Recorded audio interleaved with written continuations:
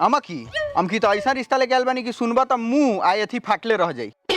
एथी काथी गड़वे नु ना ना गरवा ना मुंह आ करेज फाटले रह जाई। बड़ा अश्लील लइका बरौआ।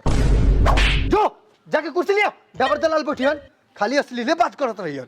रुको चल जादा एकरा के ओकरा बाद तोहर गार फाड़ दे। कुछो कहा भाई भूला तोरो भाईलू नहीं खे।